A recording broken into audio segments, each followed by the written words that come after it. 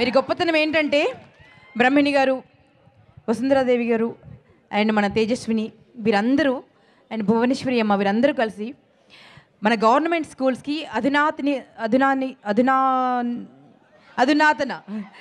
అధునాతన పరిజ్ఞానంతో డెవలప్ అవ్వాలని చెప్పి కంప్యూటర్స్ కానివ్వండి, టెక్నాలజీకి సంబంధించినటువంటి ఆల్ ద ఎక్విప్మెంట్స్ ప్రొవైడ్ చేస్తున్నారు. అంతేకాదు ఏ పండగైనా, క్రిస్టియన్స్ పండుగైనా, ముస్లిమ్స్ పండుగైనా, హిందువుల పండుగైనా, సిక్కుల పండుగైనా, ఏ పండుగైనా ఇక్కడ వచ్చి మీరంతా మా కుటుంబం అంటూ మీతో పాటు సెలబ్రేట్ చేసుకుంటున్నారు. ఇట్స్ అమేజింగ్ అండి. వారికి హ్యాట్సాప్ చెప్తూ వారిని మాట్లాడవలసింది రిక్వెస్ట్ చేస్తున్నాను.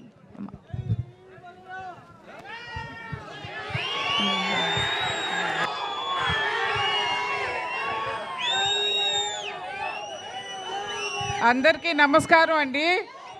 మీ అభిమానం అండి, బాలకృష్ణ గారు కష్టార్జితం, మీ అభిమానం, మీ సపోర్ట్తోనే 50 years మీరు సపోర్ట్ చేశారు. ఆ సపోర్ట్ వల్లే పద్మభూషణ్ వరకు వెళ్ళగలిగారండి. సో మీరందరూ are a part of this achievement. Thanks a lot అండి. ఇలాగే మా కుటుంబాన్ని ఎప్పుడూ మీరు అభిమానిస్తూ మీ ఆశీస్సులతో కొనసాగాలని కోరుకుంటున్నాను. మీరందరూ ఇంత అభిమానంగా ఇక్కడికి వచ్చి ఈ కార్యక్రమం సక్సెస్ చేసినందుకు చాలా థ్యాంక్స్ అండి. Thank you.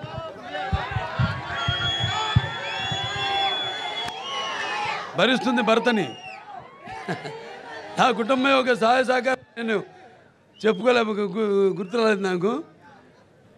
కార్యేషు దాసి కరణేషు మంత్రి భోజేషు మాత రూపేషు లక్ష్మి క్షమయా ధరిత్రి అనడానికి మరో ప్రతిరూపమే నా భార్య వసుంధర. వసుంధర అంటే ఎవరో భూదేవి, నన్ను భరిస్తుంది. సరే, ఓకే. ఇంకొక విషయం చెప్పాలి, వారు ఒక్కరినే కాదు, వారితో మిమ్మల్ని అందరినీ కూడా. ఎందుకంటే వారితో పాటు ఉన్నప్పుడు కొంతమంది కట్ చేసుకుని వెళ్ళి దాచుకోవడం, బాలయ్య బాబు గారివి చిన్న చిన్న గుడ్డ ముక్కలు దాచుకోవడం, మళ్ళీ వారికే చూపించడం అంటే ఇంటికి వెళ్తే చూడండి మేము ఫ్రేమ్ చేసి పెట్టుకున్నాము. ఇదెక్కడి ప్రేమ అయ్యా బాబు. బాలయ్య, మీరు మామూలు వ్యక్తి కాదు, కారణ జన్మలు. మీరు అన్నారు కదా, మనసుంది, ఆకాశం అంత మనసుంది. కళ్ళు రెండే, ముక్కు ఒకటే, చెవులు ఒకటే, కానీ హృదయం ఎంత విశాలమైనదో. హరుడి పోలిన హృదయం, ఏ సిరులు సాటి రాని సంద్రం.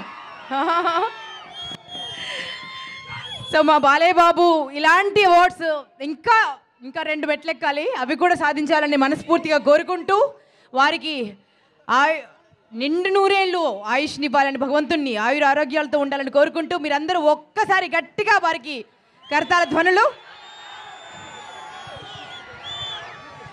బాలయ్య బాబు గారి నుంచి చూసి చాలా నేర్చుకోవాలి. ముందుగా తల్లిదండ్రులను గౌరవించడం.